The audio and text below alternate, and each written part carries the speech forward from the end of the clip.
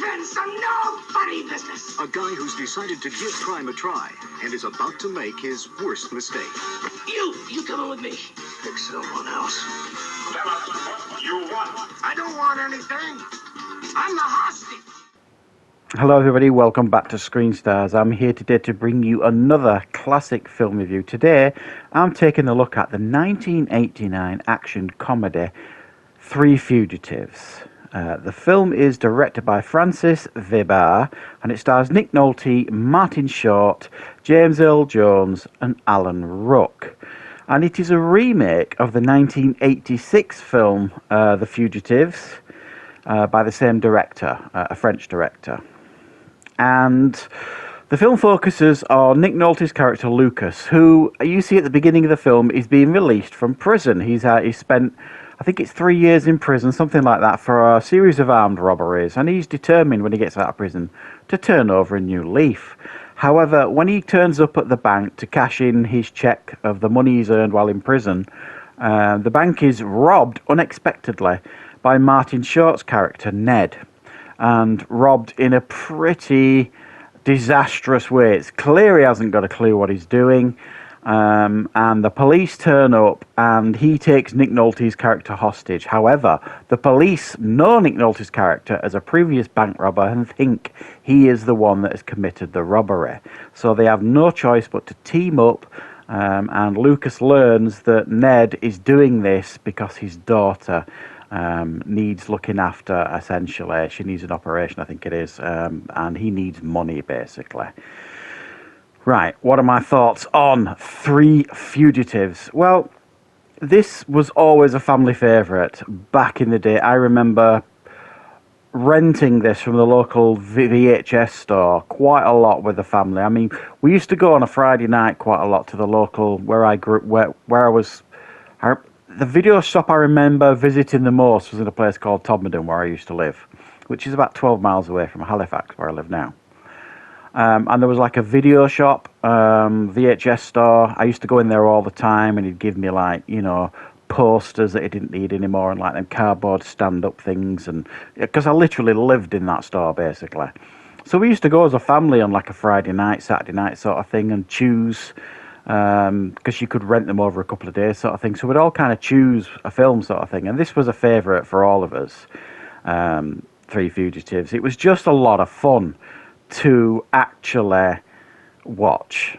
Now, I'm not saying that this is, you know, the best comedy of all time or anything, but it's a very well-made comedy. And interestingly, because it's a remake of the 1986 French film by the same director, you can actually go on YouTube and watch scene comparisons between the original and the remake, and they're pretty much scene for scene, quite a lot of it.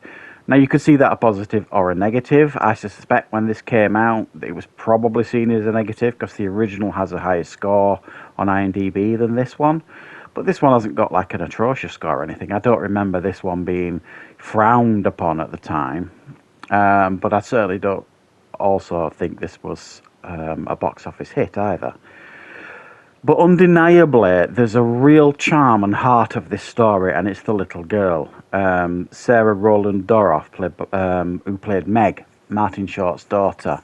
I mean, an adorable little thing that kind of melts the heart of Nicolas Cage's character, who's this hardened ex-criminal that just wants to get on with his life. He wants out of this.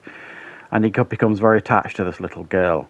And Martin Short becomes more and more desperate because he's now a fugitive, and the police are after him, and they're after Lucas as well. So they have to work together to come up with a plan to kind of get out of the city. And with this being a comedy, everything goes completely and utterly tits up. Nothing seems to go right for them, and that's where the comedy comes from. And you've got great chemistry here between Nick Nolte and Martin Short. Now, Martin Short, I think, is one of our greatest character comedy actors of all time.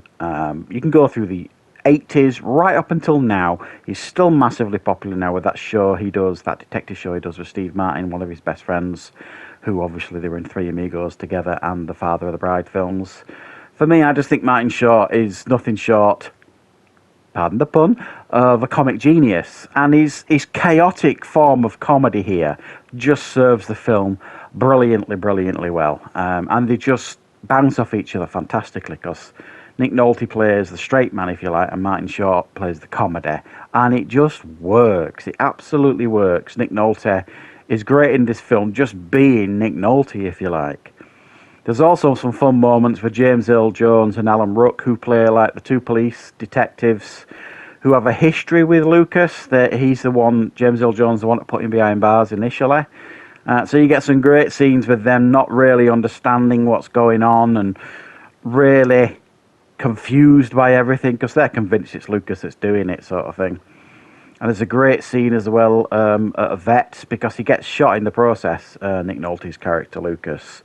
Shot accidentally, should I say, by Martin Short's character. And they can't obviously go to a hospital, so Martin Short takes him to a friend who happens to be a vet. However, you know, he's one pork pie short of a picnic, this vet, and he's kind of lost his marbles a little bit. And he thinks Nick Nolte's a dog. It's just, you know, it's stupid, but undeniably quite funny. So if you've never seen this, it's one of those 80s slapstick comedies that does a fine job of, you know, remaking the original. And I have to be honest, I haven't seen the original, but I've always been a fan of this one because it has got a heart at the centre of the film, you know, the little girl that kind of is the glue between those two characters, Lucas and Ned. And it just leads to some priceless moments in the film that will genuinely make you chuckle. So yeah, I think if you've never seen The Three Fugitives, you really must give it a try, especially if you're a fan of good 80s comedies, or if you're a fan of Martin Short and Nick Nolte. It's one of those films that not a lot of people talk about. I could have done, you know, movies you may have missed with this one, but for me, it is an 80s comedy classic. And it is a film that I strongly recommend that you check out, because there's a lot of charm to it. It is genuinely funny. And it will probably put a smile on your face for, you know, a little bit of time after you watch it. So check out The Three Fugitives if you've never seen it. I'll give it a strong 7 out of 10. It is a lovely, charming film. So thanks very much for watching, guys. I hope you enjoyed checking out this review. I will, of course, be back with plenty more reviews and content on the channel very, very soon.